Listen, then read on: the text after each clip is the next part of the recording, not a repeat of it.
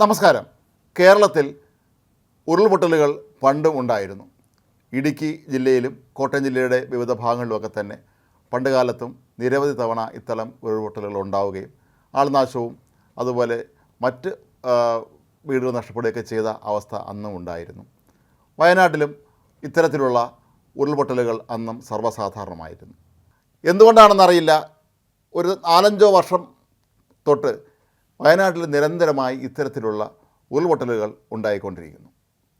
നമുക്ക് പെട്ടെന്ന് ഓർമ്മയിലേക്ക് എത്തുന്നത് 5 വർഷത്തോളം മുമ്പ് നടന്ന പുത്തുമല ദുരന്തമാണ്. അന്ന് ഏതാണ്ട് 17ഓളം പേരാണ് വയനാട്ടിലെ ഈ പുത്തുമല ഗ്രാമത്തിൽ മരിച്ചത്. 5ഓളം പേരെ ഇനിയും കണ്ടെത്താനായിട്ടില്ല എന്നുള്ളതാണ് ഇതിൻ്റെ ഏറ്റവും ദുഃഖകരമായ കാര്യം. ഉറങ്ങിക്കിടക്കുകയായിരുന്ന ആളുകളാണ് അന്ന് ദുരന്തത്തിന് ഇരയായത്. 57 വീടുകൾ പൂർണ്ണമായും മണ്ണെടുത്തു പോയി. ഒരു ഗ്രാമം തന്നെ ഒലിച്ചുപോയ അവസ്ഥയാണ് അന്ന് പുത്തുമലയിൽ ഉണ്ടായത്. ആ ദുരന്തത്തിൻ്റെ ഓർമ്മകൾക്ക് 5 വർഷം തികയാൻ ഒരാഴ്ച മാത്രം ബാക്കി നിൽക്കുമ്പോഴാണ് ഇപ്പോൾ വയനാട്ടിലെ ചൂരൽമലയിൽ ഇത്തരത്തിലുള്ള വലിയൊരു ദുരന്തം ഉണ്ടാകുന്നത്. പുത്തുമല ദുരന്തം നടന്ന സ്ഥലത്ത് നിന്നും വെറും 2 കിലോമീറ്റർ അകലെ മാത്രമാണ് ചൂരൽമല സ്ഥിതി ചെയ്യുന്നത്. ഇത്തരത്തിലുള്ള ഈ ഉരുൾപൊട്ടലുകൾ എന്തുകൊണ്ടാണ് ഉണ്ടാകുന്നത്? ഇത് മഴ കൊണ്ട് മാത്രമാണോ, അല്ലെങ്കിൽ മഴവെള്ളത്തിൻ്റെ പാച്ചിൽ കൊണ്ട് മാത്രമാണോ ഉരുൾപൊട്ടൽ ഉണ്ടാകുന്നത് എന്ന് പലരും ചോദിക്കാറുള്ള ഒരു സംശയമാണ്. ഇതിന് വിവിധ കാരണങ്ങളാണ് ശാസ്ത്രജ്ഞന്മാർ ഇപ്പോൾ മുന്നോട്ട് വയ്ക്കുന്നത്.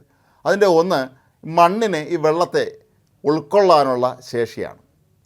ഇത് വളരെ പ്രധാനപ്പെട്ടൊരു കാര്യമാണ്. ഓരോ സ്ഥലത്തെയും മണ്ണിന് വെള്ളം ഉൾക്കൊള്ളാനുള്ള ശേഷി ഓരോ തരത്തിലായിരിക്കും. ചില പ്രദേശങ്ങളിലെ മണ്ണിന് നന്നായി വെള്ളത്തെ ഉൾക്കൊള്ളാൻ കഴിയുമ്പോൾ മറ്റു ചില സ്ഥലങ്ങളിലാകട്ടെ അതിനൊരു പരിധി വരെ മാത്രമേ ജലത്തെ ഉൾക്കൊള്ളാൻ കഴിയുകയുള്ളൂ. ആ പരിധി വിട്ട് കഴിഞ്ഞാൽ പിന്നെ അതിശക്തമായ തോതിലുള്ള മലവെള്ളപ്പാച്ചിലായിരിക്കും പലപ്പോഴും സംഭവിക്കാറുള്ളത്. അതിശക്തമായി തന്നെ ജലം ഒഴുകിയെത്തും. ഇത് ആർക്കും തടയാൻ കഴിയാത്ത വിധം അത്ര വേഗതയിലാണ് എത്തുന്നത്. പലപ്പോഴും ജനങ്ങൾക്ക് എന്തെങ്കിലും ചെയ്യാൻ പോലും കഴിയുന്നതിന് മുമ്പ്, പ്രതിരോധ മാർഗ്ഗം സ്വീകരിക്കാൻ പോലും കഴിയുന്നതിന് മുമ്പ് അവർ ദുരന്തത്തിൽ പെട്ടിരിക്കും എന്നുള്ളതാണ് ഈ ഒരു അവസ്ഥയുടെ ഏറ്റവും വലിയ പ്രശ്നം. തുടരെ മഴ പെയ്തുകൊണ്ടിരിക്കുകയാണെങ്കിൽ വെള്ളത്തെ ചില ഭാഗത്തെ മണ്ണിനെ വലിച്ചെടുക്കാനാകില്ല. പിന്നീട് ഒരു പരിധിക്കപ്പുറം നേരത്തെ പറഞ്ഞതുപോലെ വെള്ളമെത്തിക്കഴിഞ്ഞാൽ അവിടെ അപകടം സംഭവിക്കുകയും ചെയ്യും. മറ്റൊന്ന്, ശാസ്ത്രജ്ഞന്മാർ പറയുന്നത് സോയിൽ പൈപ്പിംഗ് എന്ന ഒരു പ്രതിഭാസത്തെക്കുറിച്ചാണ്. സാധാരണഗതിയിൽ ഇത്തരം അപകടങ്ങളുണ്ടാകുന്ന കുന്നുകളുടെ മേൽഭാഗത്ത് നിലവിൽ പ്രശ്നങ്ങളൊന്നും തന്നെ കാണുകയില്ല. പക്ഷേ ഇതിൻ്റെ അടിഭാഗത്ത് നിന്ന് തുരങ്കം പോലെ മണ്ണും വെള്ളവും കല്ലുമെല്ലാം അതിശക്തമായ വേഗത്തിൽ ഒഴുകിയെത്തും. അങ്ങനെ സംഭവിക്കുമ്പോൾ മേൽഭാഗത്തെ കുന്ന് അങ്ങനെ തന്നെ ഇരിക്കുകയും ഒറ്റയടിക്ക് ഇത് അടിവാരത്തേക്ക് ഇടിഞ്ഞു വീഴുകയും ചെയ്യും. ഒരുപക്ഷെ കർണാടകത്തിൽ കഴിഞ്ഞ 2 ആഴ്ച മുമ്പുണ്ടായ ദുരന്തം ഇങ്ങനെ സംഭവിച്ചതാകാനുള്ള സാധ്യത തള്ളിക്കളയാൻ കഴിയുകയില്ല. നമ്മുടെ മലയാളികളുടെ പ്രിയപ്പെട്ട അർജുൻ അദ്ദേഹത്തിൻ്റെ വാഹനവുമായി അപ്രത്യക്ഷമായത് ആ ഭാഗത്താണ്. അവിടെയും വലിയൊരു കുന്ന് ഇടിഞ്ഞ് വീഴുകയായിരുന്നു. അങ്ങനെ അതുവഴി കടന്നുപോയ വാഹനങ്ങളും ജനങ്ങളുമൊക്കെ ദുരന്തത്തിൽപ്പെട്ടു എന്നുള്ളത് നമുക്കറിയാം. ഒരുപക്ഷെ ഈ പ്രതിഭാസമാണോ അവിടെ ഉണ്ടായത് എന്ന് നമ്മൾ സ്വാഭാവികമായും സംശയിക്കേണ്ടി വരും. കാരണം അത്ര വേഗതയിലാണ് ഈ ഒരു വലിയ മല ഇടിഞ്ഞ് താഴേക്ക് പതിക്കുന്നത്. ഇപ്പോൾ ഉരുൾപൊട്ടൽ ദുരന്തം നടന്ന പ്രദേശങ്ങളിലൊക്കെ തന്നെ മുൻ വർഷങ്ങളിലും ഉരുൾപൊട്ടൽ ഉണ്ടായിട്ടുണ്ട് എന്നുള്ളതാണ് സത്യം. ആ സമയത്ത് ഭൂമി വീണ്ടും കയറിയിട്ടുണ്ടാകാം. പിന്നീട് മഴ തോർന്നപ്പോൾ അത് അങ്ങനെ തന്നെയും ഇരിക്കാം. പിന്നീട് ശക്തമായ മഴ എത്തിയപ്പോൾ മണ്ണ് താഴേക്ക് ഒഴുകിയെത്താനും സാധ്യതയുണ്ട്. അതായത് നേരത്തെ മഴ പെയ്യുമ്പോൾ ഇവിടെ വിള്ളലുകൾ ഉണ്ടായിരുന്നിരിക്കാം ഈ കുന്നിൻ്റെ മുകളിലെ മണ്ണിൽ.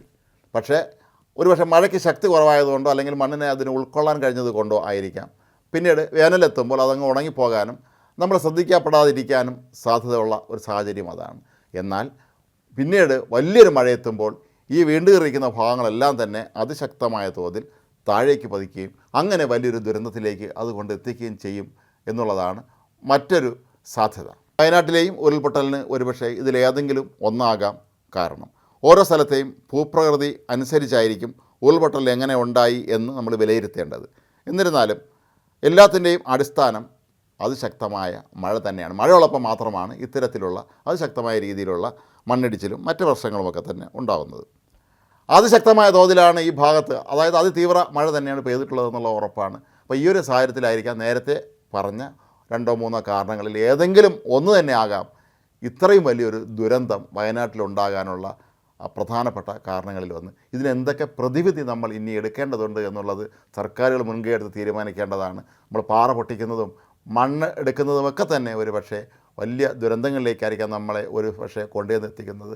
പണ്ടത്തെ കാലത്ത് ഇത്രയും ശക്തമായ തോതിലുള്ള ഉരുൾപൊട്ടലുകൾ എന്തുകൊണ്ട് കേരളത്തിൽ ഉണ്ടാകുന്നില്ല എന്നുള്ളതിന് അന്ന് ഇത്തരത്തിലുള്ള ഖനനമൊന്നും കേരളത്തിൽ നടന്നിരുന്നില്ല എന്ന് തന്നെ നമുക്ക് പറയേണ്ടി വരും. ഒരു പക്ഷേ ഇതിന് സർക്കാർ കൂടുതൽ നിയന്ത്രണങ്ങൾ ഏർപ്പെടുത്തിയാലല്ലാതെ നമുക്കൊരിക്കലും ഈ പ്രകൃതി ദുരന്തങ്ങളിൽ നിന്ന് മാറി നിൽക്കാൻ കഴിയുകയില്ല എന്ന് തന്നെയാണ് വയനാട്ടിൽ ഈ ആവർത്തിച്ചു കൊണ്ടിരിക്കുന്ന ദുരന്തങ്ങൾ നമ്മെ പഠിപ്പിക്കുന്നത്.